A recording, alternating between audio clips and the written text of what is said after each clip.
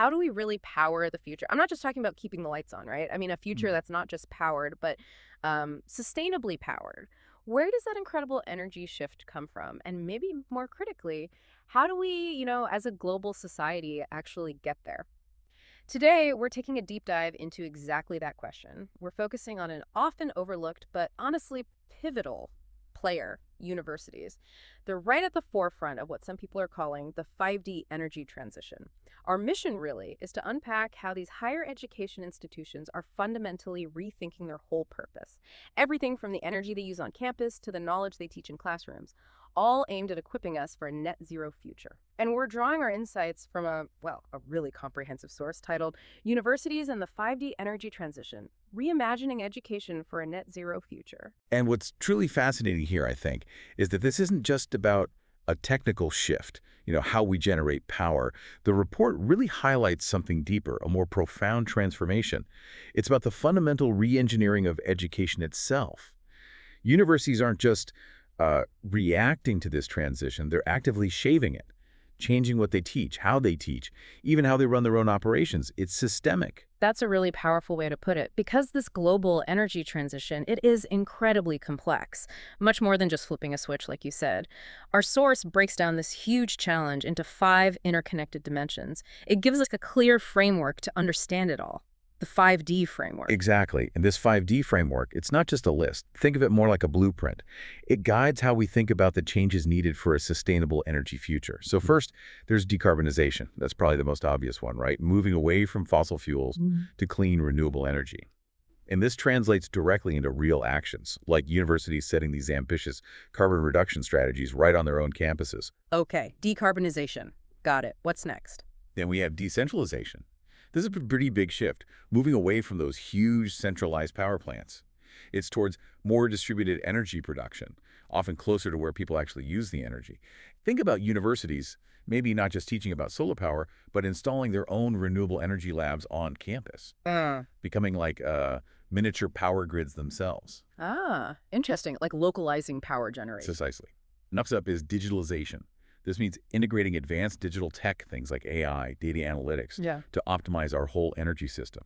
And this dimension is already pushing universities to, rapidly develop new courses in AI, machine learning, data analysis, stuff that wasn't mainstream maybe 5, 10 years ago. Right. The tech side is crucial. Definitely. The fourth D is deregulation. This covers the necessary evolution of the rules and market frameworks that govern energy. Yep. How it's produced, distributed. It directly impacts the kind of cutting-edge energy policy research universities are doing, helping shape the rules for this new energy landscape. Okay, so policy matters too. And the last one. Finally, and this is really crucial, we have democratization. This is all about ensuring fair access, participation, and importantly, ownership in the energy transition for everyone. It really highlights the vital role of social justice in energy education, making sure no one gets left behind in this massive global shift. It's about equity. Wow, that's a lot to take in. It's a really intricate web. And like you're listening, I challenge you to maybe think about how these 5 dimensions, decarbonization, decentralization, digitalization, deregulation, and democratization, are maybe already shaping your world, perhaps in ways you hadn't even consciously realized before. Once you see the framework, you kind of start seeing its influence everywhere, don't you? You really do. And what becomes crystal clear from this framework is that universities hold this truly unique and potent position within the transition. They act simultaneously as operational models of sustainability and as these vital centers of intellectual innovation. They sit right at that intersection of academic expertise, operational scale, and, significant social influence. That makes them absolutely pivotal actors in this whole process. They really do seem uniquely positioned.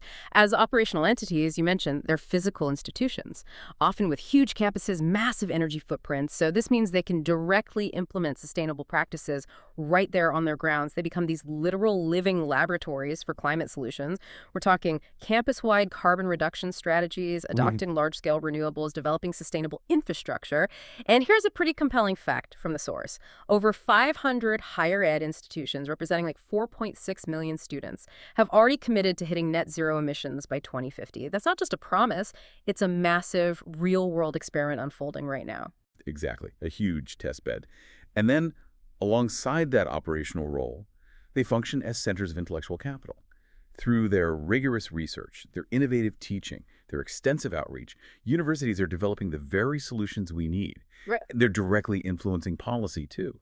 This covers everything from, groundbreaking climate and energy research to developing new curricula focused on sustainable energy to engaging in policy development and advocacy and, critically, producing graduates who then go out into the world and influence society and policy in these exact areas. It's like this powerful feedback loop. Okay, so if universities are transforming themselves on this scale, operationally and intellectually, what does that really mean for the people coming out of these institutions, the graduates? Are we talking about a totally different kind of graduate needed, a new kind of workforce for the sustainable future? Absolutely. Yeah, that's a key point. What's become abundantly clear, and what the source really emphasizes, is that the sheer complexity of the energy transition demands a complete rethink of educational approaches.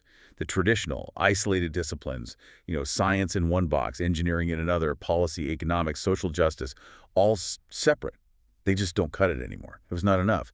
We need professionals who can speak multiple languages, metaphorically speaking, people who can bridge these traditional academic divides. Yeah, I can totally see that. Our source contrasts this traditional approach, the siloed departments, theory-heavy classes, not much cross-disciplinary work, standardized tests with what they call the integrated approach.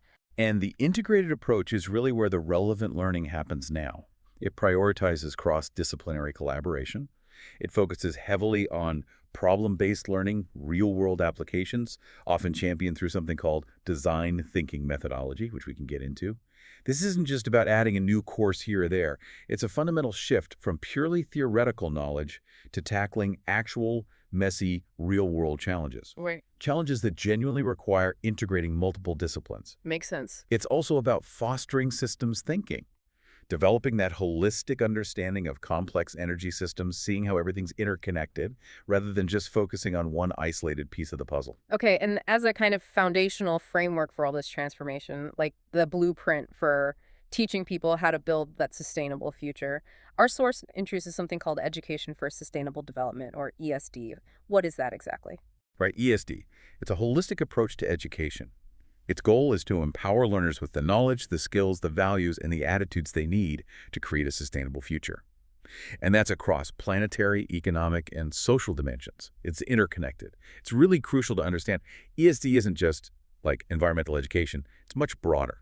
It encompasses economic sustainability and social justice as absolutely core pillars. They're linked. Okay, so it's bigger than just green tech. Much bigger. Its key principles include a holistic perspective, lifelong learning, using participatory methods, and fostering critical thinking. For the energy transition specifically, ESD provides that vital framework. It helps universities develop curricula that don't just teach the technical stuff about renewables, but also deeply address the social, the economic, and the ethical dimensions of this massive societal shift we're undergoing. Okay, but how do you actually teach these really complex, interconnected problems? How do you break down those academic silos in practice? Our source points to a really powerful human-centered approach called design thinking. You mentioned it earlier. It sounds iterative, collaborative. It is. It's an incredibly effective process, especially for what they call wicked problems, those complex issues that just don't have simple, linear answers, like the energy transition. Design thinking typically breaks down into 5 key stages. First, you empathize. That means deeply understanding the needs of the communities and stakeholders who are affected by energy transitions, often involves field research, really listening. Okay, start with people. Exactly. Then you define the specific energy challenges. You frame the problems from a human-centered perspective, not just a technical one. The third stage is ideate. This is where you generate diverse, maybe even wild solutions. You synthesize knowledge from engineering, sure, but also the arts, social sciences, humanities, pull from everywhere. Brainstorming across fields. Right. Fourth, you prototype. You create tangible models of potential solutions. Doesn't have to be fancy, but something you can use to test assumptions and get feedback on. And finally, you test. You implement and evaluate those solutions in real-world contexts, or as close as you can get. And then you iterate, you refine based on the feedback and the data you collect. It's a cycle. Our source gives a pretty compelling example of this, right? Yeah. Like a student using this process for local food waste. That sounds like a tangible real-world challenge. And it inherently bridges multiple disciplines, engineering, sociology, economics, maybe even behavioral psychology. And it directly fosters that critical thinking and the collaborative skills that the energy workforce, frankly, urgently needs right now. It's exactly right. This iterative, human-centered approach is just instrumental in breaking down those old academic silos. It really encourages creative synthesis across diverse fields. It develops the critical thinking you need for these complex, non-linear energy challenges. And ultimately, it builds collaborative skills and innovative mindsets, things that are directly required by the modern energy sector. It's about learning by doing, and importantly, by questioning existing ways. We actually have a fantastic case study from the source that brings this all to life, the University of Pennsylvania's Bioclimatic Design course. It's at their Graduate School of Architecture, Planning, and Preservation, or GSAPP. This course isn't just about, making buildings look cool. It zeroes in on designing truly sustainable, energy-efficient buildings, which is huge, right? Buildings are massive energy consumers globally.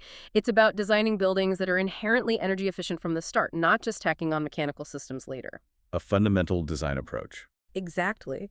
So in the empathize and define stages, students dive deep. They learn about human thermal comfort, the complex relationship between building design and the local climate.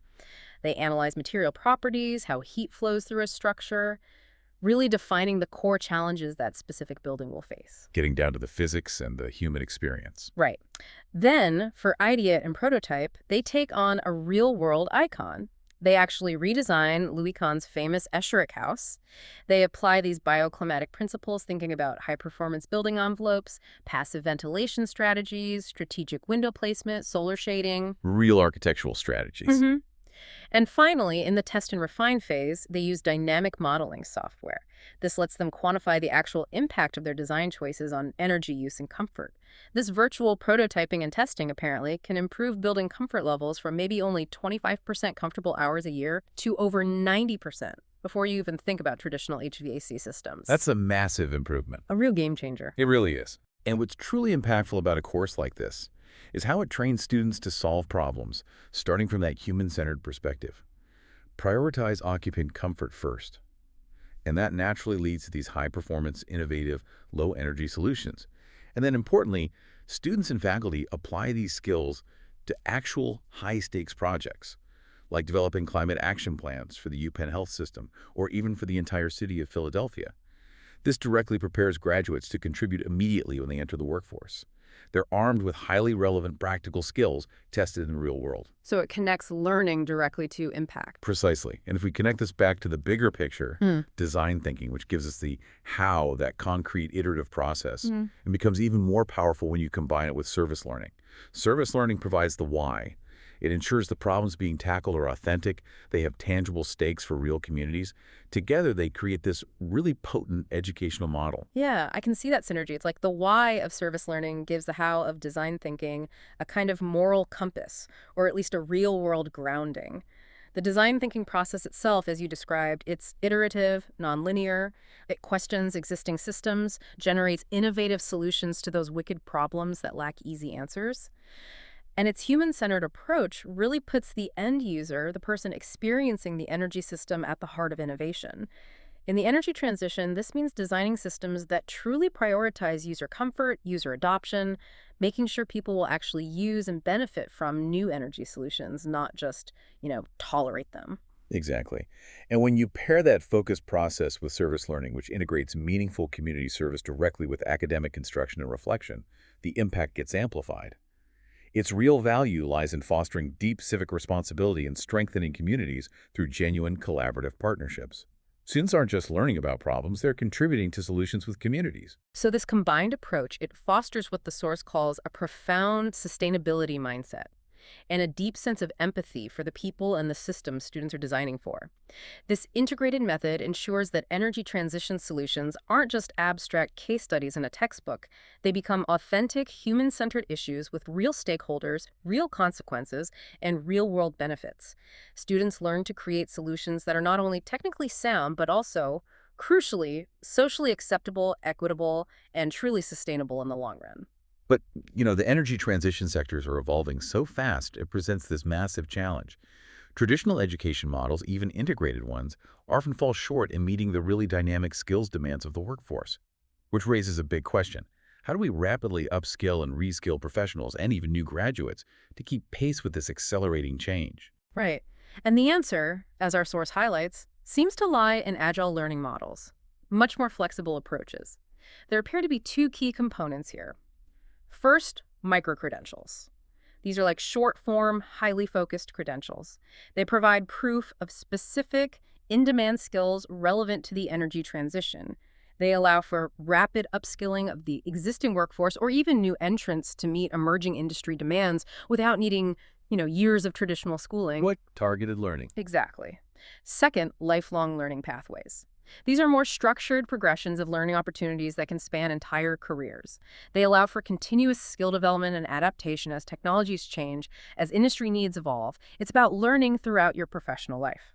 And it's useful here to differentiate upskilling, which is about adding new specialized skills to what you already know, from reskilling, which is more fundamental. It's about transforming your core capabilities for potentially entirely new roles within the energy transition sectors. Got it.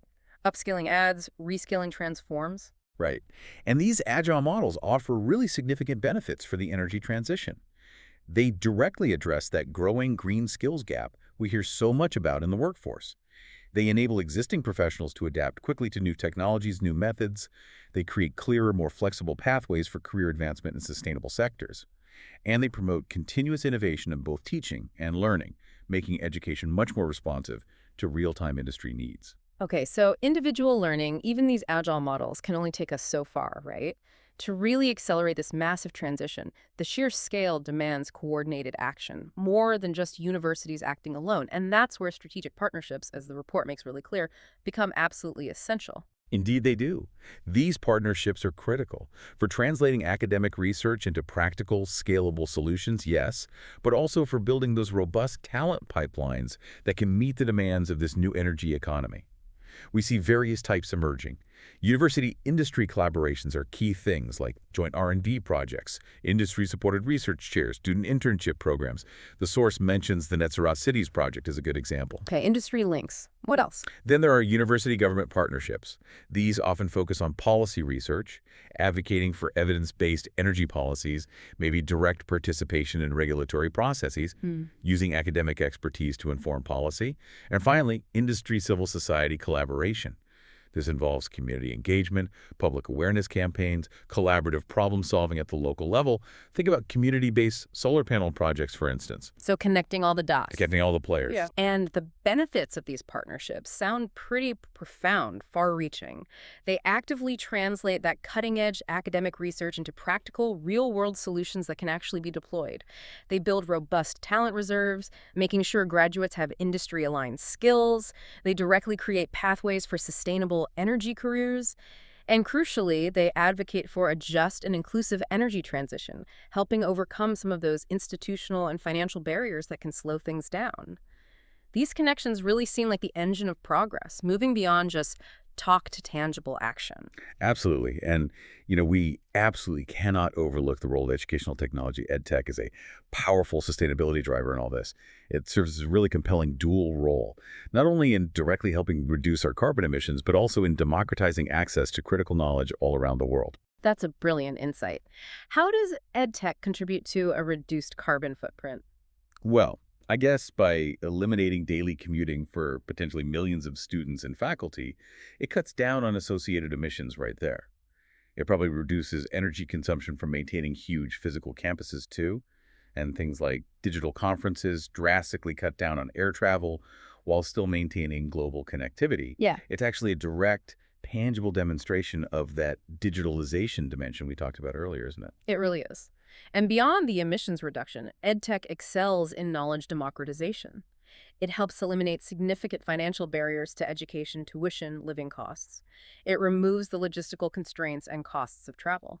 This extends access to critical climate and energy education worldwide.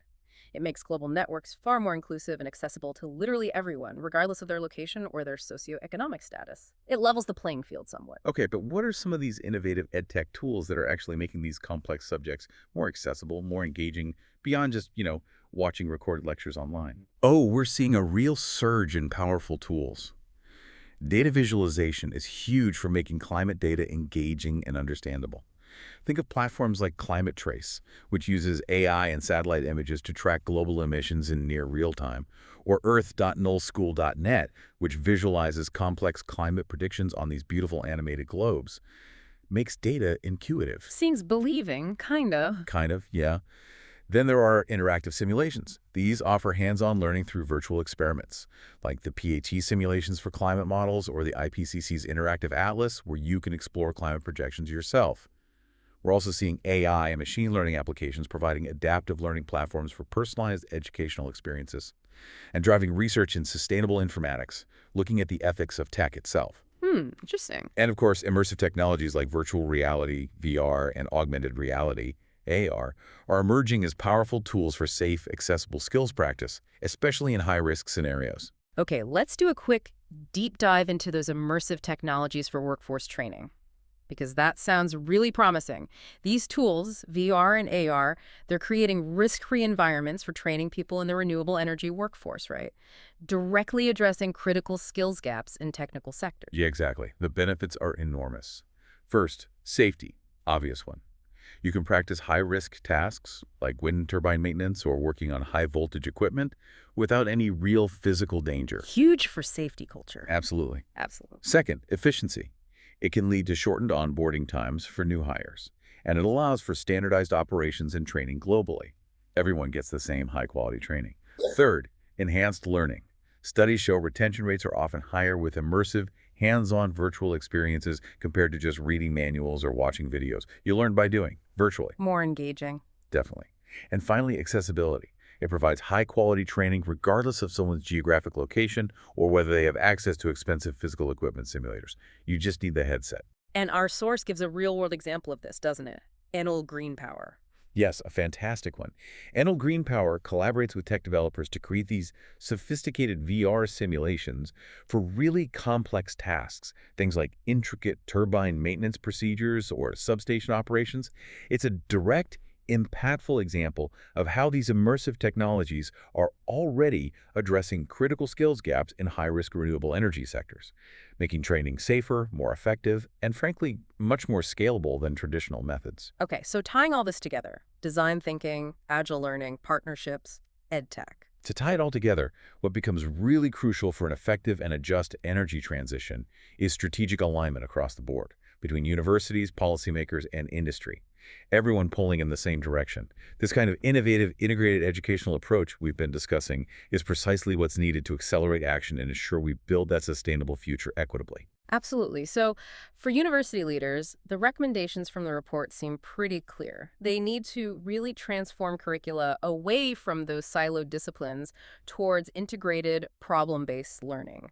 They need to rapidly develop those micro-credentials and agile learning models to ensure workforce readiness and implement campus-wide carbon reduction strategies, truly acting as those living laboratories we talked about earlier. Lead by example. Exactly. And for policymakers, the focus really needs to be on removing those institutional and fiscal barriers that can hinder university-industry partnerships. Make collaboration easier. They need to actively support policy innovation by leveraging university research and expertise, and incentivize sustainable energy education and training programs through funding and policy support. Right. Create the right environment. And for industry stakeholders, what's their role? For industry, it's about proactively collaborating with universities. Help identify and address those emerging skills gaps. Tell educators what's needed. Invest in developing and deploying EdTech solutions specifically for energy workforce development. And actively participate in those living labs and field testing of new energy solutions coming out of universities. Get involved. So it really is a collaborative ecosystem. Everyone has a critical part to play. It has to be. Ultimately, the cross-cutting priorities are undeniable. Build strategic partnerships, address the critical green skills gap, leverage EdTech innovations for global reach and impact, and always, always ensure a just transition for all communities. As our source powerfully emphasizes, and it's worth repeating, the energy transition depends on strategic partnerships between universities, industry, government, and citizens to translate research into solutions. It takes everyone. It's truly profound, actually, to reflect on this huge transformation happening within higher education. These institutions aren't just teaching about the future of energy, they're fundamentally reimagining themselves. They're becoming these dynamic engines for a sustainable future, literally embodying the change we need to see in the world. What's truly inspiring here, I think, is seeing the power that comes from integrating diverse disciplines, from fostering deep empathy for human needs within technical solutions, and from leveraging cutting-edge technology smartly to tackle some of humanity's biggest, most complex challenges head-on. It's an inspiring vision for how knowledge and action can really converge and create tangible positive impact. So here's a final thought for you, our listeners.